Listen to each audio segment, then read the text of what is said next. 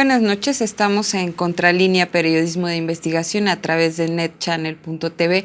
Agradecemos que se encuentre con nosotros y pues bueno, el día de hoy tenemos el tema que es relevante para el interés nacional y que justo acaba de ocurrir hace un par de días, y es la fuga de Joaquín Guzmán Loera, el Chapo Guzmán, el narcotraficante más poderoso a nivel Latinoamérica y más buscado por distintos países del mundo. Vamos a presenciar una cápsula y regresamos.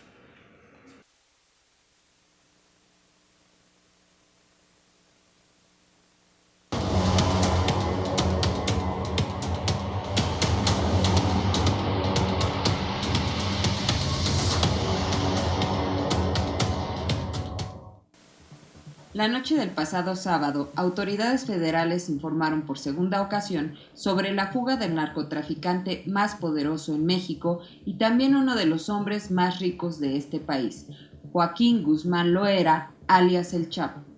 El hombre que quizás sea nuevamente el más buscado por autoridades mexicanas y estadounidenses fue detenido por primera vez el 9 de junio de 1993 en Guatemala y entregado a la Procuraduría General de la República, autoridad que lo recluyó en el Penal Federal del Altiplano en Almoloya de Juárez, Estado de México. El 22 de noviembre de 1995 fue trasladado al penal de Puente Grande, Jalisco, tras ganar un amparo para su reubicación en un lugar cerca de su familia. 6 años más tarde, el 19 de enero de 2001, el Chapo logró escapar del penal de Puente Grande después de bloquear el sistema de video y salir oculto en un carro de lavandería. Aquella ocasión, el sinaloense utilizó una amplia red de sobornos e inventó la leyenda del kilo de oro para salir por la aduana de vehículos en un carrito de ropa sucia. El 22 de febrero de 2014 fue recapturado en Mazatlán, Sinaloa, por la Armada de México, considerado por las autoridades como el mayor golpe asestado al narcotráfico en México en una década. En los medios de comunicación se pudo observar el sistema de escape que tenía arquitectónicamente bien definido en una de sus viviendas, pues se encontraron túneles que le permitirían al capo escapar en caso de que se viera sorprendido por un operativo policíaco. El mismo tipo de construcciones subterráneas sirvieron para que Guzmán Loera escapara por segunda ocasión de un penal de máxima seguridad. Un túnel de 1.5 kilómetros con ventilación y luz eléctrica fue su camino hacia la libertad. El 11 de julio pasado, la Comisión Nacional de Seguridad informaba a través del boletín 363 que a las 20:52, en el Sistema Permanente de Videovigilancia del Penal Federal del Altiplano, se observó que Joaquín Guzmán Loera se aproximó al área de la regadera dentro de la estancia 20 del pasillo 2, donde habitualmente, además de su aseo personal, lavan sus enseres. Al prolongarse la no visibilidad del interno, se ingresó a la celda, la cual se encontraba vacía, por lo que de inmediato se emitió la alerta correspondiente por la probable evasión del recluso. Hoy el Chapo vuelve a encabezar la lista del criminal más buscado a escala mundial.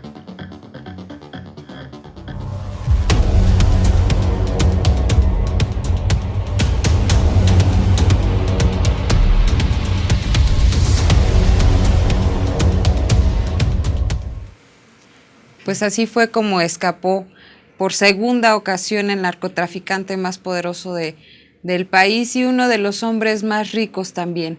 Para hablar del tema tenemos a tres invitados que se han especializado en la materia y pues me gustaría darles las buenas noches. Nancy Flores, coordinadora de la revista Contralínea y también autora de La farsa detrás de la guerra contra el narco. Un libro que fue presentado hace 3 años y que sigue vigente. Buenas noches. Buenas noches, Erika. El maestro Jorge Retana, licenciado en Economía por la Universidad Nacional de México y bueno, actualmente ha realizado una especialización en inteligencia para la seguridad nacional por el Instituto Nacional de Administración Pública. Buenas noches. Buenas noches, gracias.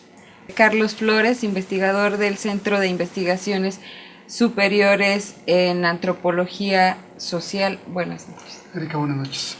usted también es experto en el tema de delincuencia organizada y tráfico de drogas.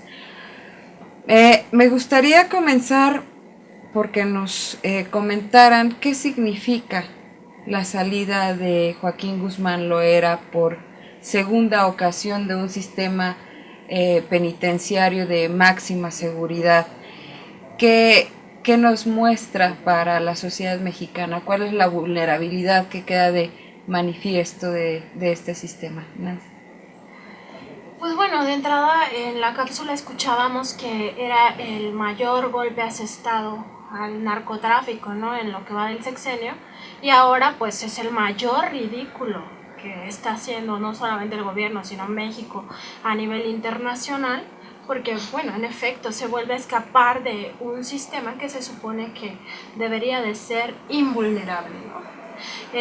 Más allá de, digamos, lo que todo el mundo está señalando que ha ocurrido con el sistema penitenciario, que es en efecto una grave crisis lo que denota esta fuga por segunda ocasión. El hecho de que se haya fugado este capo nos lleva a ver otras vulnerabilidades del gobierno. En ese sentido, estamos viendo que el sistema de inteligencia, tanto civil como militar, ha fallado. Es decir, no se te puede escapar un capo al que estabas obligado a resguardar, y en su momento por los tratados, estemos de acuerdo o no con ellos, pues a extraditarlo, porque ese era uno de los fines de esta persecución que se tuvo contra el Chapo Guzmán. Entonces estamos hablando que el sistema de inteligencia está mostrándonos una falla estructural con esta fuga, ¿no? Es muy grave, en efecto, que esto haya ocurrido, además en un momento en el que el presidente estaba fuera del país. No sabemos tampoco con exactitud cómo ocurrió la circunstancia más allá de la versión oficial, pero es muy probable que con el paso de los años nos enteremos que esta versión oficial ha sido al mismo tiempo una mentira. Entonces estamos hablando que en efecto hay una falla en el sistema penitenciario, pero hay una falla mayor. Maestro Jorge Retana, como especialista en inteligencia para la seguridad nacional, ¿qué nos puede comentar? ¿Qué pasa con los sistemas de inteligencia, con el militar, con el CISEN? Bueno, ya hace tiempo que se ha señalado que la inteligencia en México es una inteligencia que tiene poca coordinación, tiene un nivel muy bajo de coordinación entre sí. Los cambios en la estrategia contra el crimen transnacional que inició el gobierno del presidente Peña Nieto pretendían precisamente a través de esto mejorar la coordinación de las agencias. Sin embargo, creo que tenemos ahí una falla que es de fondo, que es sistémica, y es el hecho de que la principal información de inteligencia que se utiliza en los cuerpos armados del Estado mexicano no necesariamente se genera en México. Tiene que ver con el apoyo que generan, por ejemplo, las agencias de inteligencia y seguridad ubicadas en los Estados Unidos. Es decir, ahí tenemos una falla fundamental, el entrenamiento se hace allá, los dispositivos electrónicos vienen de allá, etcétera, etcétera. Entonces, ahí tenemos una falla muy importante, pero me gustaría rápidamente tocar un punto que me parece todavía más relevante, que sería el hecho de que la fuga del Chapo Guzmán expresa un nuevo nivel de crisis de la estrategia seguida para combatir a la criminalidad transnacional en México. Me parece que este es un hecho fundamental porque efectivamente, más allá de las debilidades del sistema penitenciario, que son muchas y muy agudas y que vienen de largo tiempo, que se quisieron enfrentar con la creación de estos sistemas, de estas cárceles de alta seguridad, y que no ha sido así, expresa que se trata de una estrategia totalmente agotada, en la que existe mucha resistencia para poderse modificar, y estamos acudiendo a fracaso tras fracaso. Creo que esta grave crisis de la estrategia y de la concepción que está detrás de esa estrategia para combatir la criminalidad transnacional en México se aminora precisamente con los golpes mediáticos de capturas como las de El Chapo Guzmán y otras, pero las estructuras operativas, financieras y paramilitares de las organizaciones quedan prácticamente intactas. Entonces se le da relevancia a la parte mediática de las capturas cuando las estructuras quedan absolutamente inalteradas. Esto creo que es una gravísima falla de la estrategia actual. Doctor Carlos Flores, por segunda ocasión se fuga el narcotraficante más buscado a nivel mundial, se podría decir. ¿Cuáles son las vulnerabilidades que quedan de manifiesto en el sistema de seguridad nacional? Pues creo que es una muy buena pregunta, porque para empezar, en este caso, quizás más que ser el más buscado, estaba ya encontrado. Estaba en una institución penitenciaria que se nos ha dicho por lo menos que es de máxima seguridad. Entonces, de entrada, lo que quedan son múltiples interrogantes que hacen muy difícil sostener la hipótesis de que una fuga de esta naturaleza se trate solamente de una condición que se deriva de la pericia individual del personaje. Es decir, no estoy negando su capacidad e inteligencia personal, pero no es el único personaje con inteligencia personal y con recursos magníficos que está en ese penal. La pregunta es cómo puede un sujeto de esa naturaleza escapar dos veces. Y esto a mí me remite a una segunda hipótesis, que es una corrupción estructural de la que con frecuencia he hablado, pero que esto nuevamente nos viene a demostrar que existe, porque de otra forma no se lo puede uno explicar. Porque de otra forma no puede uno entender cómo un personaje puede estar, por ejemplo, deambulando solo en un pasillo, en una prisión de máxima seguridad, a la hora en la que usualmente los reclusos están en sus propias celdas. Ahí no es un penal como pudiera ser el de Santa Marta Catitla, no es el reclusorio Oriente, es un penal de máxima seguridad. La gente que está interna no puede deambular por sí misma, sí, claro, de cualquier manera. Esto lo que nos está poniendo de manifiesto es que efectivamente debe de haber una red de protección fabulosa que por 2 sexenios diferentes ha sido capaz de transar con este sujeto para que pueda andar nuevamente en libertad. Ahora, a mí me preocuparía que además de esta corrupción fabulosa a la cual estoy haciendo referencia y que este tipo de hechos nos la convalidan, porque de nueva cuenta el Moloyer no es solamente, me refiero al penal de La Palma, no es solamente un establecimiento penitenciario cualquiera, es uno que tiene círculos concéntricos de seguridad exterior, que tiene muros profundamente enterrados para evitar justamente túneles, que tiene, digamos, una población muy limitada en términos de proporción a un lado de ella, que haría muy difícil no detectar que se mueva una cantidad tan significativa de tierra como la que implica cavar un túnel de esa naturaleza. Bueno, en esa misma lógica, decía yo, volviendo a la hipótesis de corrupción, lo que me parecería preocupante es que exista dentro de la estructura de poder quien piense que liberando, por supuesto, a través de corrupción y de beneficios personales, porque tampoco es una lógica estratégica de Estado lo que estamos atestiguando, pero que pensara que un efecto tangencial pudiera ser que este tipo de actor pudiera regresar a zonas que se han incendiado en el país recientemente para tratar de establecer un nuevo nivel de gobernabilidad corrupta. Lo único que están haciendo en el fondo con eso es poner todas las condiciones para que el país se incendie de nuevo.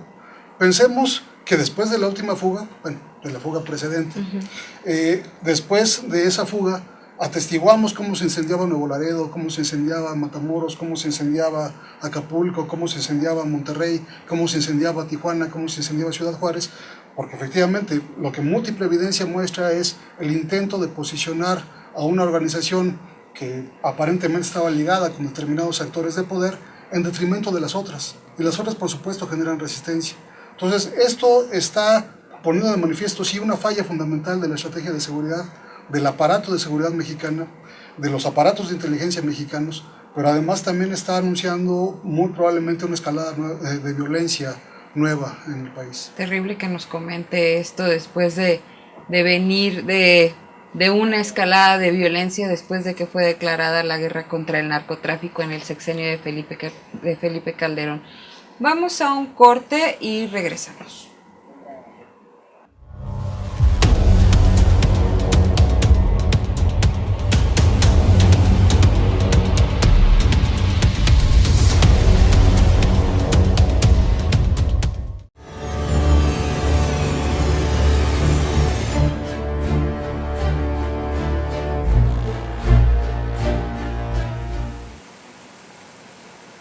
estamos de vuelta en Contralínea, periodismo de investigación a través de netchannel.tv y seguimos hablando del tema de la fuga de Joaquín Guzmán Loera, el narcotraficante más buscado en el país actualmente. Y pues el doctor Carlos Flores ya nos avisa de que se viene un nuevo baño de sangre para la sociedad mexicana.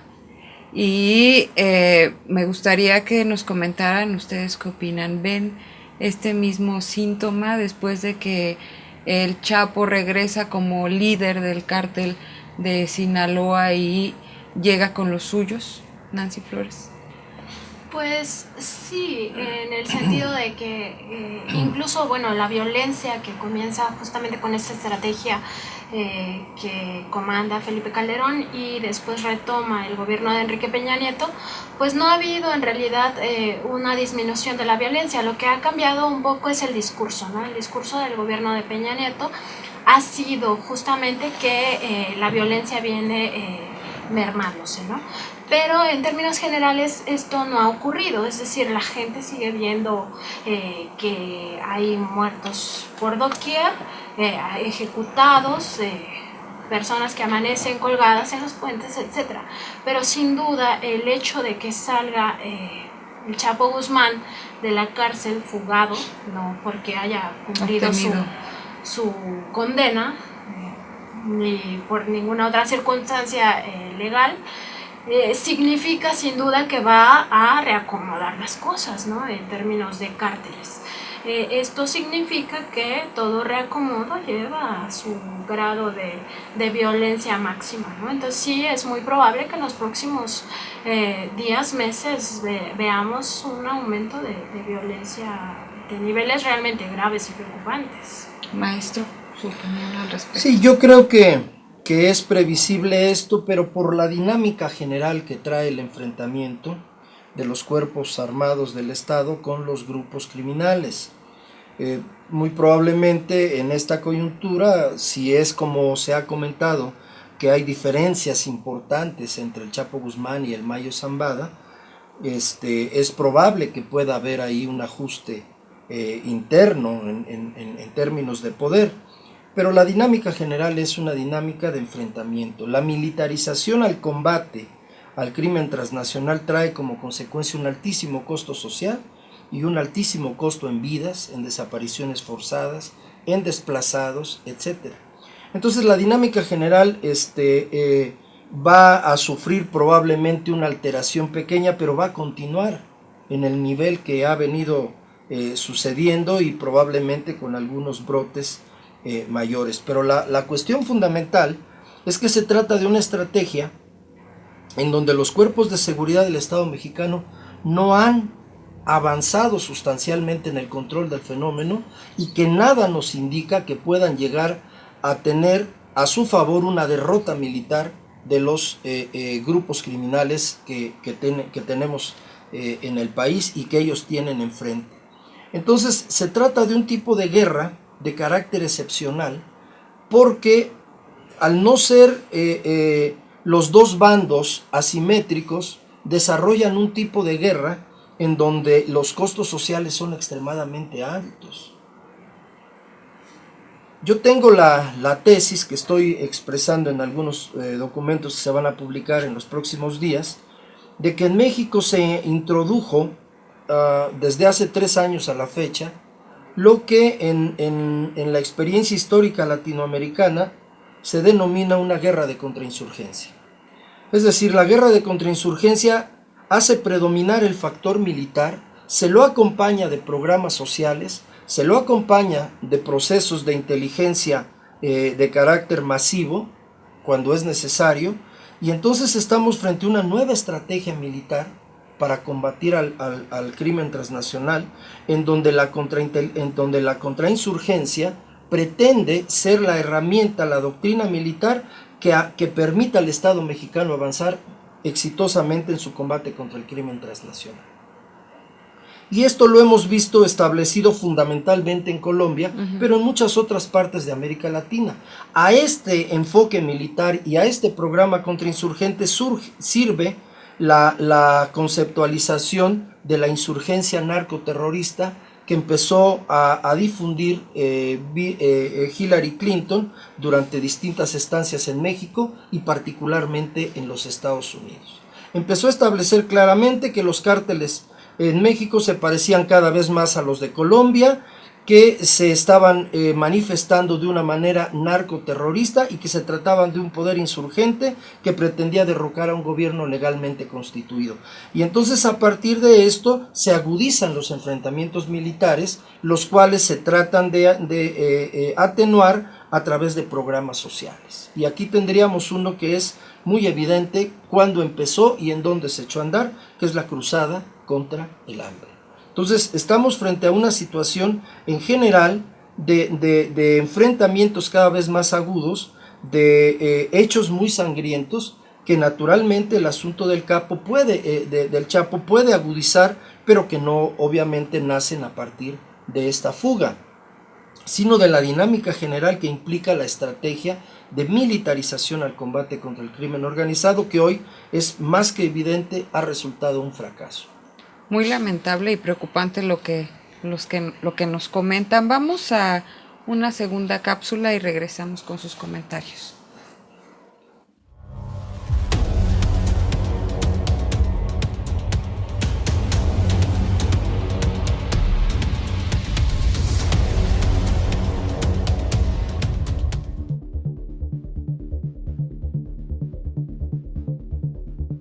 Joaquín Guzmán Loera, alias El Chapo, líder del grupo criminal más poderoso de América Latina, mide 1.55 metros de estatura, según los datos contenidos en el perfil criminológico que elaboraron expertos sociólogos en criminología para la Procuraduría General de la República. Dicho perfil, del que Contralínea tiene copia, señala que el Chapo acumula un gran odio contra la sociedad, es vengativo, calculador, inteligente y, ojo, cuando él y su familia son agredidos, utiliza todos los medios a su alcance para vengarse en el momento más oportuno, es decir, su reacción es calculada para hacer el mayor daño. El reporte define con claridad la personalidad y el pensamiento del criminal más buscado en el país de 60 años de edad. Este nació en Culiacán, estudió hasta el 6º grado de primaria, es casado y está acusado de ser autor intelectual y material de los delitos de homicidio, cohecho, asociación delictuosa, evasión de preso y delitos contra la salud como posesión de cocaína y psicotrópicos. El perfil criminológico de este jefe de la mafia, elaborado por peritos de la Procuraduría General de la República, señala que es considerado un individuo de alta peligrosidad que define claramente sus metas y forma de alcanzarlas, utilizando sus habilidades de planeación, organización, negociación y protección al futuro, siendo él mismo responsable directo de la planeación y seguimiento de sus acciones para concretar exitosamente sus objetivos. Su tenacidad es producto del sentimiento de inferioridad que le produce el factor endógeno concerniente a su baja estatura de 1.55 metros, que refleja mediante una expresión de superioridad intelectual y de ambición desmedida por el poder. Destaca su alta capacidad de reacción con raciocinio, tiene necesidad de liderazgo, controla de manera adecuada su entorno, es obsesivo pero mesurado durante sus actos vindicativos que son orientados al fortalecimiento de la estructura. Se considera una persona estable emocionalmente. En su realidad interna no existe la culpa. Se reconoce a sí mismo como un líder de buenos sentimientos. Su rol en la organización criminal se perfila como autor intelectual, pero sin necesidad de la operación directa. Esto con el objeto de mantenerse a salvo de detenciones y atentados. El éxito de sus acciones radica en sus habilidades para manipular su entorno y anticiparse a las reacciones de sus antagonistas. Lo caracteriza su egocentrismo, lo que lo lleva a pretender mantenerse en el centro de atención e importancia al interior de su grupo para conservar el mando y al exterior para denotar superioridad. Encuentra fortaleza en la generación natural de sentimientos de dependencia y lealtad hacia su persona, para crear un entorno de complicidad en el que él resulta ser el más beneficiado, a grado tal que el compromiso de sus dominados podría llevarlos a sacrificar su propia integridad física por resguardar la de él o la de su familia. La traición es un factor detonante de la agresividad que imprime a sus acciones. No le interesa ocultar su autoría, pero es reservado para aceptar su responsabilidad directa o indirecta. Su carácter afable le reditúa un convencimiento natural de las personas con las que interactúa, especialmente de aquellos con los que mantiene vínculos orientados a su protección. Cumple sus compromisos, pero también sus acciones de venganza, utilizando cualquier método violento si se siente amenazado. Es seductor, en apariencia espléndido y protector. Genera círculos de confianza, garantiza el éxito de la estructura mediante la identificación y permanencia del grupo. Sin embargo, no es indulgente con sus detractores y no vacila en romper alianzas. Este factor pasa desapercibido entre su círculo principal por las muestras de solidaridad que tiene con ellos, infundiendo al mismo tiempo al resto del grupo temor reverencial. Una de sus fortalezas es la tolerancia a la frustración, por lo que la venganza no es un hecho que ejecute con la inmediatez de una persona impulsiva. Su respuesta es calculada, pero insistente.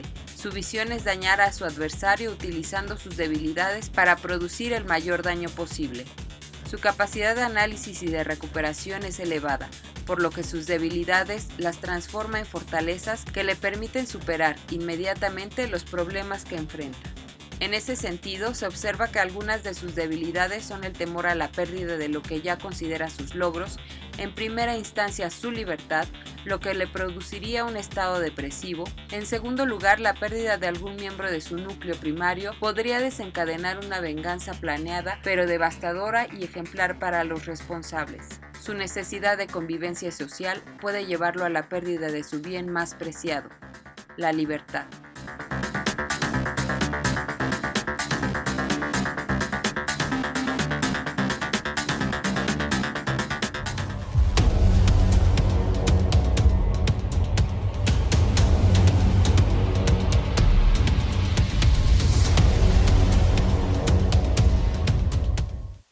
Pues él es Joaquín Guzmán Loera, alias El Chapo Guzmán, de acuerdo con la propia Procuraduría General de la República. Un hombre que sin duda tiene mucho poder y mucha inteligencia, pero este grado al que ha llegado para ser el capo más importante del país, doctor Carlos Flores, ¿se puede conseguir solo? Evidentemente no, es decir, en ningún momento se puede minimizar la inteligencia personal que tenga y la capacidad, digamos, de establecer relaciones de empatía con la gente que lo rodea y todo lo demás, pues eso es obvio y es evidente. Pero lo que también nos enseña el análisis sistemático de la historia del tráfico de drogas en México a lo largo del siglo XX y hasta la fecha, es que esto no es suficiente en sí mismo. Es decir, personajes inteligentes, personajes con capacidad de formar este tipo de organizaciones, personajes carismáticos, bueno, han habido varios. La cuestión que marca la diferencia es el apoyo institucional. Aquellas organizaciones y aquellos personajes que han logrado contar con ese tipo de apoyo institucional son los que han logrado establecer organizaciones de muy alta dimensión capaces de operar a lo largo del tiempo de manera significativa. Pensemos, por ejemplo, hechos como cuando Amado Carrillo estuvo en prisión en el reclusorio Oriente y fue liberado después por portación de arma de fuego porque nunca se le procesó por delitos contra la salud. Y entonces, digamos, a partir de esas liberaciones y del apoyo institucional que tuvo, también fue capaz de construir un imperio delictivo muy significativo. Aquí en la realidad mexicana, por las características del régimen mexicano, de la historia, de la estructura política mexicana, que no ha sido por completo desmontada ese tipo de articulación donde el poder tiene un papel muy significativo para la construcción de estas redes criminales, son aquellas que históricamente han contado con mayor vinculación con la estructura de poder las que logran mayor éxito. Estamos pensando, por ejemplo, en la primera versión de la Organización del Golfo, ¿no? La organización de Juan García Ábrego, de Juan N. Guerra. Sus redes con las estructuras de poder político nacional y en Tamaulipas fueron profundas, fueron muy significativas. Y eso fue lo que permitió, e incluso está mostrado en documentos judiciales en las Cortes de Estados Unidos, cómo las propias estructuras del poder barrieran a organizaciones rivales de esta organización para permitirle consolidarse. Entonces, en todo caso, aquí no se trata nada más del Chapo, porque lo que hemos hablado del fallo de la estructura, de la estrategia de seguridad de las administraciones, de las últimas 3 administraciones, por lo menos incluyendo la presente, es que se focalizan en los actores más mediáticos o los más visibles, los más operativos. Pero al final de cuentas, yo siempre lo he dicho, la cuestión no es solamente el Chapo, sino el sistema que genera periódicamente los Chapos y que los pone en libertad, 2 veces inclusive, porque a final de cuentas eso es lo que nos está atacando. Toda la estructura de contubernios económicos, políticos, sociales también, porque evidentemente también hay una parte de la población que hace de la vista gorda respecto a este tipo de fenómenos y que no se están desarticulando de manera significativa. No es solamente un personaje. Claro, nos habla de contubernios, pero hace unos minutos también el maestro Jorge Retana nos hablaba de los circuitos financieros y bueno, este hombre ha sido clasificado como uno de los más ricos del país y de los más importantes económicamente hablando en el mundo, ¿no? ¿Qué nos deja ver? Que además del contubernio no se ha tocado un solo peso de su gran fortuna. Bueno, para empezar, nunca supimos, a través de los interrogatorios que le hizo la autoridad, qué es lo que dijo con relación a las 5,000 empresas que se le atribuían, con relación a una fortuna estimada entre 3 y 16 mil millones de dólares. Es decir, nunca supimos en términos de opinión pública absolutamente nada. ¿Qué cosa sucedió con todo eso? ¿Qué es lo que declaró? ¿O no declaró nada? ¿Evidenció las complicidades en el aparato del Estado? ¿Quiénes eran estos sujetos? Nunca supimos absolutamente nada. Se dio el golpe mediático de que lo capturaron, se tomaron fotografías y todo de él ya totalmente sometido, pero nunca volvimos a saber absolutamente nada. En general, todo el dinero que genera la actividad de comercio ilícito de drogas prohibidas, más todos los demás crímenes, porque no olvidemos que las organizaciones criminales tienen más de 20 tipos de delitos. Entonces el narcotráfico es uno de ellos, para algunas es el más importante, no necesariamente para todas. Entonces todo ese dinero que se genera es una cantidad tan grande que no podemos pensar que circula fuera de los sistemas o de los circuitos financieros instituidos. De tal manera que en el caso del Chapo se supo todavía hace unos meses que tenía controladas las principales casas de bolsa, por ejemplo, en Colombia, que era uno de los principales inversionistas en valores bursátiles en Colombia.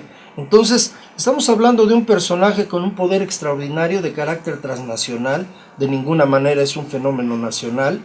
En su origen probablemente, hoy es un poder transnacional aliado con otros grandes poderes transnacionales mafiosos en diferentes lugares del mundo, y entonces estamos hablando de alguien que, por ejemplo, se le atribuyen frases como la de la libertad no tiene precio, es decir, es un hombre siempre inclinado a buscar obtener su libertad a cualquier costo, en términos financieros y en términos políticos y en términos de lo que sea. Para él estar en libertad es lo fundamental, de tal forma que era previsible que iba a hacer todo lo necesario para poder salir de allí. Los sistemas tan porosos, tan corruptos, tan vulnerables de seguridad que hay en el sistema penitenciario mexicano, le permitieron nuevamente estar afuera. Todo lo demás podemos intuirlo, cuáles pudieron haber sido apoyos fundamentales, es difícil comprobarlo, pero el caso es que él está nuevamente afuera. Y suponemos que hará todo lo posible para no volver a alguna prisión de máxima seguridad. Contubernios, corrupción, impunidad. Nancy Flores, eres autora del libro La farsa detrás de la guerra contra el narco. A estas temáticas te llevó un poco el título que publicaste hace un par de años. Sí, porque sin duda en las dos estrategias que hemos visto, que es la del presidente Peña Nieto ahora y la de Felipe Calderón anteriormente, pues no se tocó justamente las finanzas como ya comentan los invitados, ¿no? Es decir, como bien decía Carlos Flores y como bien decía Jorge Retana, no se han tocado las estructuras del crimen, ¿no? Es decir, en la cárcel vemos personas que no deberían de estar ahí, ¿no? Que son consumidores, que son los llamados burros, que son esas personas que transportan en su cuerpo pequeñas cantidades porque necesitan dinero, ¿no? Pero, es decir, la captura del Chapo Guzmán en su momento no significaba que realmente estuvieran terminando con el cártel de Sinaloa o el cártel del Pacífico, como le quieran llamar. Significaba solamente que estaban cortando la cabeza, pero a esa cabeza la sustituye alguien más. No deja de existir el cártel de Sinaloa, y no deja de existir porque en realidad no les tocan sus finanzas, no les tocan sus estructuras en términos de personal, y en general tampoco les dan grandes golpes a lo que comercian, ¿no? A lo que hacen. Todas las personas que han sufrido de alguna manera algún secuestro o que han conocido a alguien que ha sido secuestrado, que tienen algún negocio donde se cobra derecho de piso, sabrán que no ha habido ninguna diferencia entre la guerra de Calderón y la guerra de Enrique Peña Nieto. Es decir, ellos siguen pagando esas cuotas, ¿no? Puede llegar Operativo Michoacán, puede llegar Operativo Guerrero, puede llegar la Policía Federal, los militares, los marinos, y esto sigue realmente ocurriendo. No hay golpes verdaderos que mermen las estructuras o que mermen de alguna manera los cárteles. Si esto ha ocurrido, por ejemplo, en el caso de los Zetas, ha sido porque se salió un poco de control del gobierno, ¿no? Y en términos generales es porque en algún momento les conviene encumbrar a alguien y derrotar a alguien más. No es para nadie un secreto que durante mucho tiempo se dijo que el cártel de Sinaloa era el cártel del gobierno pasado, ¿no? Porque justamente su potenciación en términos transnacionales se da en el sexenio pasado.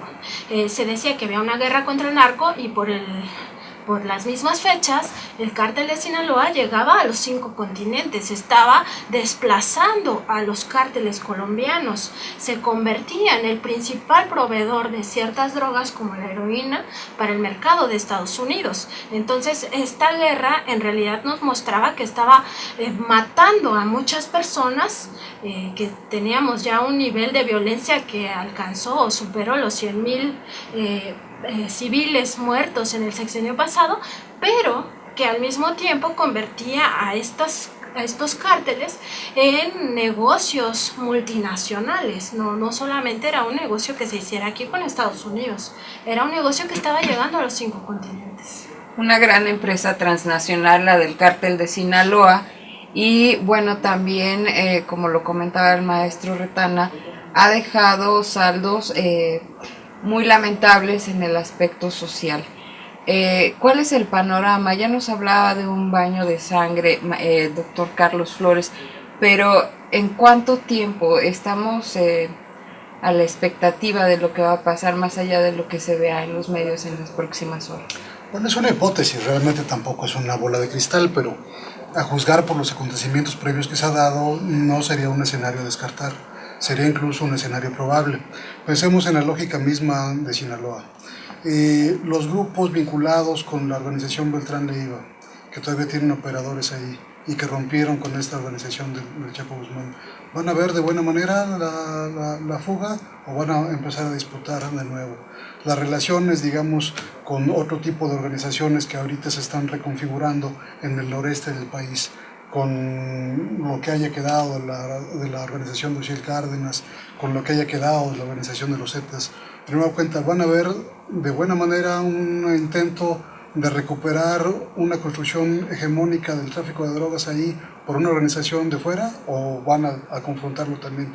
En el caso de Jalisco, que muchos señalan la vinculación de esta organización del Cártel Jalisco de Nueva Generación con uno de los operadores originales también de la red vinculada en el sexenio anterior al Chapo Guzmán, que era Ignacio Coronel.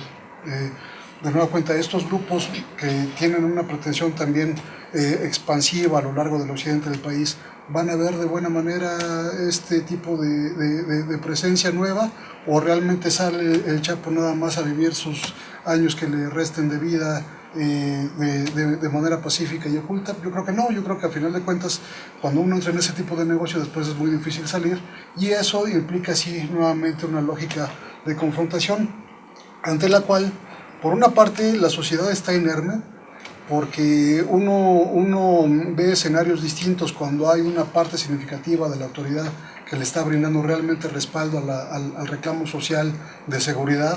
Esto desafortunadamente no se ha logrado consolidar de manera clara en el caso mexicano, porque las violaciones de derechos humanos que todos conocemos son lo suficientemente amplias como para poner en entredicho la acción de múltiples instituciones de seguridad, pero por otra parte también profundiza el desgaste social y los referentes negativos, el capital social negativo que se va construyendo. Uno no puede explicarse el arraigo de este tipo de fenómenos en ciertas regiones del país sin entender también que ha sido tolerado por algunos sectores sociales. Es una pena decirlo, pero hay que señalarlo también, porque no es que se tenga una autoridad totalmente corrupta basado en una sociedad totalmente honesta, realmente no se da así. De manera lamentable, este tipo de fenómeno no se reconstruye en términos positivos de una sociedad mucho más ciudadana, mucho más consciente, mucho más empática de deberes civiles, de obtener ganancias a partir de un esfuerzo legítimo, porque también los canales están cerrados, hay que decirlo, es decir, no es que también la sociedad solamente se haya corrompido, es un círculo vicioso que se va generando, pero que desafortunadamente, mientras los mexicanos no estamos dispuestos a construir las redes necesarias para romper con este tipo de precedentes, pues el camino a la espiral descendente es sin final. Pues al parecer la fuga de Joaquín Guzmán Loera no solo pone a las autoridades en alerta, sino también a los especialistas en el tema, a los investigadores, a los periodistas. Y vamos a un tercer corte y regresamos.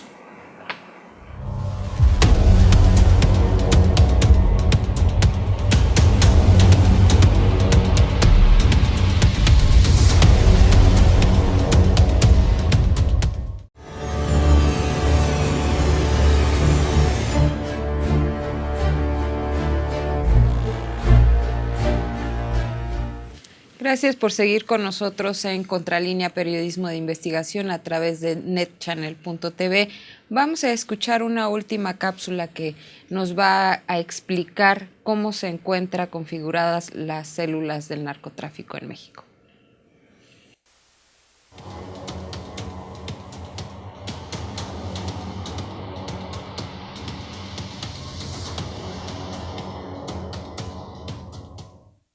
Al asumir el gobierno, el presidente Enrique Peña Nieto recibió un país convulsionado por el crimen organizado y la violencia. Para entonces, la Procuraduría General de la República identificó que en México operaban más de 80 organizaciones criminales vinculadas al tráfico ilegal de narcóticos. El entonces procurador, Jesús Murillo, declaraba en diciembre de 2012 que la estrategia de Felipe Calderón había derivado en la creación de entre 60 y 80 nuevos cárteles. En ese momento, la información de los aparatos de inteligencia del Estado mexicano reportaban que en el país operaban 88 organizaciones criminales dedicadas al tráfico ilegal de estupefacientes, mientras que el gobierno de Estados Unidos señalaba que las ganancias anuales superarían los 39,000 millones de dólares, unos 468,000 millones de pesos. Entre esos 88 destacaban los Zetas, el Pacífico o Sinaloa, los Arellano Félix, la familia michoacana, los Caballeros Templarios, el nuevo cártel de Juárez, el cártel de la Barbie y el cártel de los Beltrán Leiva. Estas eran las organizaciones que daban origen a la cobertura y a los otros 80 grupos, indicaba el informe Células Delictivas con Presencia en el País, fechado el 25 de marzo de 2013, elaborado por la Procuraduría General de la República y revelado por la revista Contralínea. En aquel reporte, el cártel de Sinaloa comandaba las organizaciones más relevantes Gente Nueva, Cártel de Jalisco Nueva Generación, Cártel de Poniente, Cártel de La Laguna, Los Matacetas, Los Cabrera, La Barredora, el Comando del Diablo o Comando Guerrero Diablo, el Aquiles, el Tigre, los Artistas Asesinos y los Mexicles. Desde el sexenio pasado, el grupo que encabeza el recién fugado Joaquín Guzmán Loera, que se extiende a 50 países de los 5 continentes, controla el mercado de la cocaína y las metanfetaminas. Sus negocios no se limitan a los llamados delitos contra la salud, al tráfico de armas y al lavado de dinero, que también están involucrados en el tráfico de personas, de animales en peligros de extinción, de maderas finas y piedras preciosas, trata de blancas, secuestro, robo de combustibles a petróleos mexicanos, robo de automóviles, piratería, extorsión y cobro de piso. El informe de la PGR señala que Gente Nueva se ubica en Chihuahua y Sinaloa, el Cártel de Jalisco Nueva Generación en Jalisco, Colima, Michoacán y Veracruz, Los Cabrera en Durango y Chihuahua, La Barredora y el Comando del Diablo en Guerrero, el Cártel del Poniente en Coahuila, el Cártel de La Laguna en Durango y Coahuila, los Matacetas en Veracruz y Jalisco, las pandillas de Aquiles y del Tigre en Baja California y las de los Artistas Asesinos y los Mexicles en Chihuahua. El mapeo de aquel momento indicaba que el Cártel del Golfo había dejado de existir, por lo cual ya no se consideraba un objetivo de la lucha contra el narcotráfico. Sin embargo, la Agencia Antidrogas estadounidense reportaba en uno de sus informes que el Cártel del Golfo aún se ubicaba en la frontera entre Tamaulipas y Nuevo León, área que abarcaba Reynosa y Matamoros. También que su influencia alcanzaba Tampico, Tamaulipas, Veracruz y Villahermosa, Tabasco. Del reporte de los 88 cárteles, células y pandillas, también destacaba el encubrimiento del Cártel de la Barbie. Ahora el gobierno reporta un reacomodo en el mapa de la criminalidad, de acuerdo con la nota de Zoraida Gallegos publicada en El Universal el 28 de junio pasado. Ahora hay 43 células y pandillas en México. De acuerdo con esa información, el Cártel del Golfo reapareció en el mapa de la criminalidad entre las grandes organizaciones y bajo su mando tiene 12 células delictivas con presencia en varios municipios de Tamaulipas y en 2 de Quintana Roo. Según la información que obtuvo la reportera Gallegos, el Cártel del Golfo se fortaleció.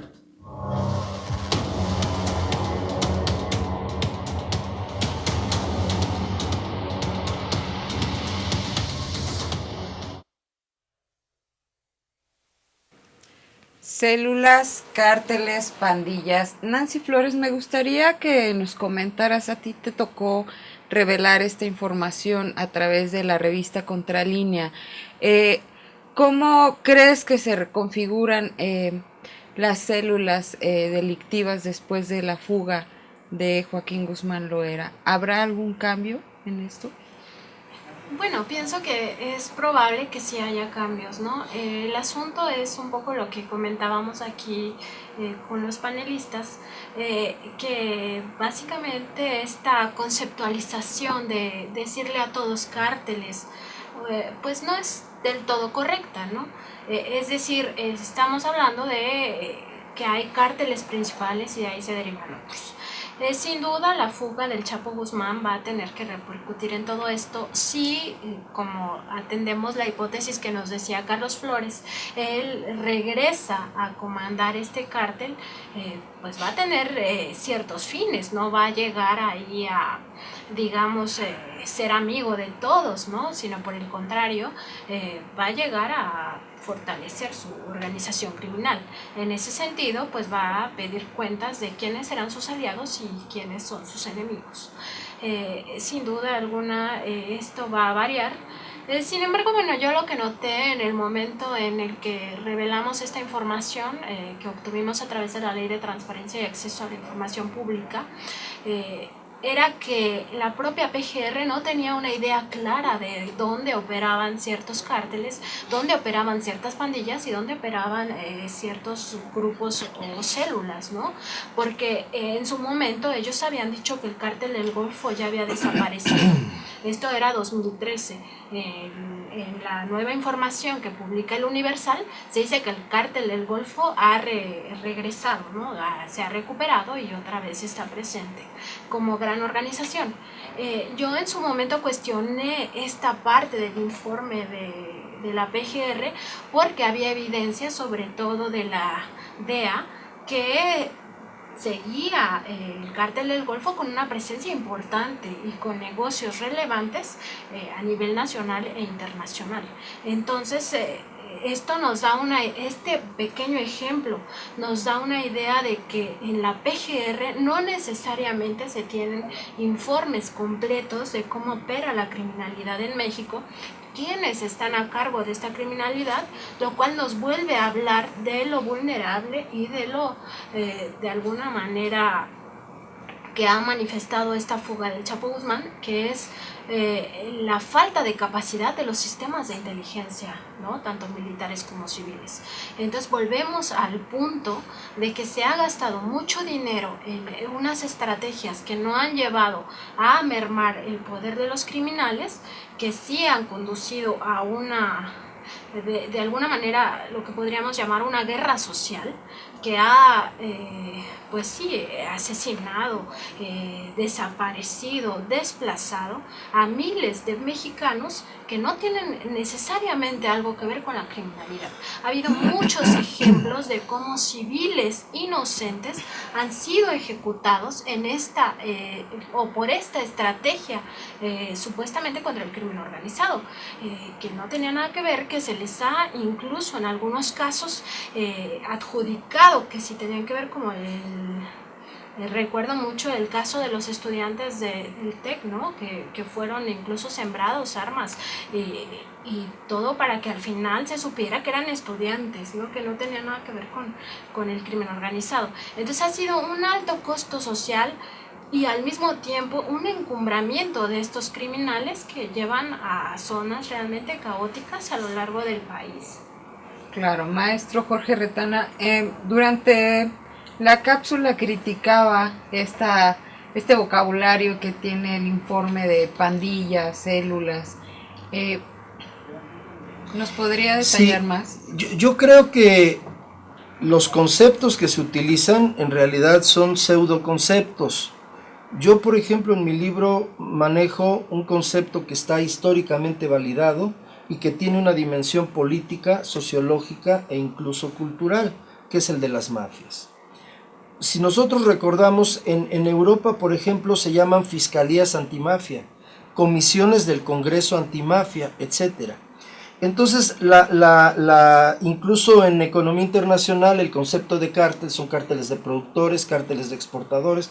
Es decir, yo creo que periodísticamente puede ser válido, pero de ninguna manera es un concepto que nos aproxime realmente al objeto de estudio que estamos tratando de desmenuzar.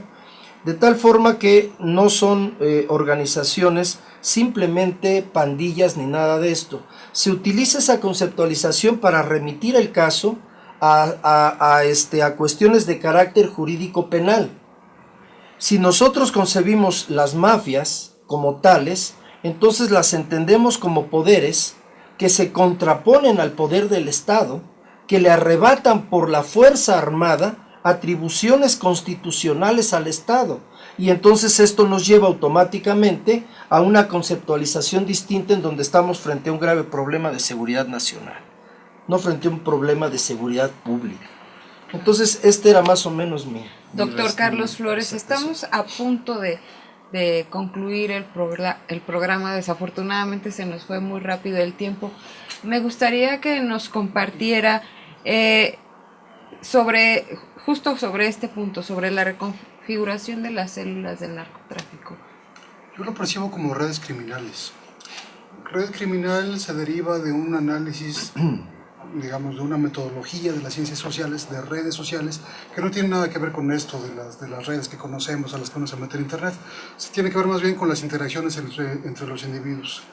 Redes criminales que tienen funciones delictivas diferenciadas.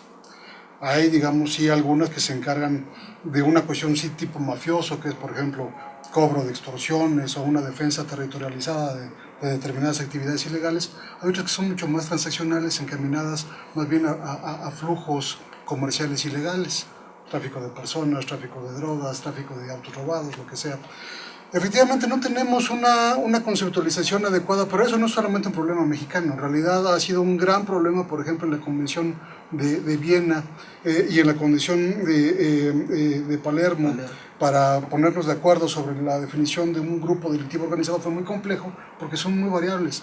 En el caso mexicano, lo que se aprecia es que esta denominación de carteles, que en efecto en estricto sentido es un exceso, porque no se trata de grupos que se asocian para evitar la competencia y que sean capaces de controlar todo el proceso productivo. Sería muy pretencioso, esto en realidad nunca lo ha habido, ni siquiera en Colombia.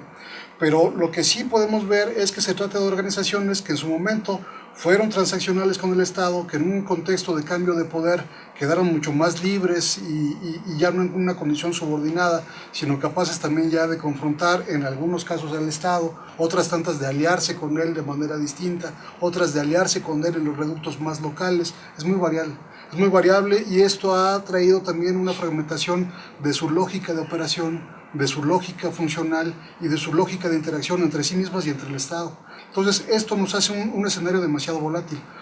La dificultad que también hay que reconocer que enfrentan las instituciones es que cuando uno les pide una fotografía de estas redes criminales, la fotografía es estática y cuando lo que estamos viendo en realidad es dinámico, es una película. Claro. Entonces, organizaciones o grupos dentro de una misma organización que habían empezado siendo aliadas o siendo parte de la misma organización, terminaron contrapuestas, terminaron enfrentadas entre sí. Otras tantas que habían iniciado enfrentadas, como los Zetas con los Beltrán Leiva, terminaron aliadas entre sí. Entonces, este escenario es demasiado volátil, lo cual también dificulta una acción más contundente de parte del Estado. Pero lo que hay que señalar es que de todas formas la lógica de enfrentamiento armado, de enfrentamiento militar, como se tratara de un enemigo claramente diferenciado, no es adecuado. En este caso lo que ha dado más resultado, las mejores prácticas en otros países, ha sido justamente la judicialización, no solamente de los actores operativos, sino del gran entramado que permite justamente lo que decía Jorge, que existan 5,000 empresas asociadas a un individuo, que en realidad lo que nos permite entrever es que más allá de la capacidad individual que tenga este individuo, de lo que se puede dar por hecho y que se tiene que confrontar, es a toda la red criminal en su conjunto, a aquellos que lavan el dinero, para lo cual no basta tener una formación de primaria, aunque seas muy inteligente. Claro. Necesitas MBAs de Harvard probablemente. Claro. Esos son los que hay que buscar también. Estaremos muy al pendiente de lo que ocurre en los circuitos financieros y en las cuentas de Joaquín Guzmán Loera en los próximos días. Y pues desafortunadamente se nos acabó el tiempo. Doctor Carlos Flores, le agradezco que haya participado con nosotros en esta nueva emisión de Contralínea, Periodismo de Investigación. Maestro Jorge Retana, muchas gracias. Nancy Flores. Gracias a ustedes. Gracias por estar aquí gracias, y este es su espacio. Gracias. Muchas gracias.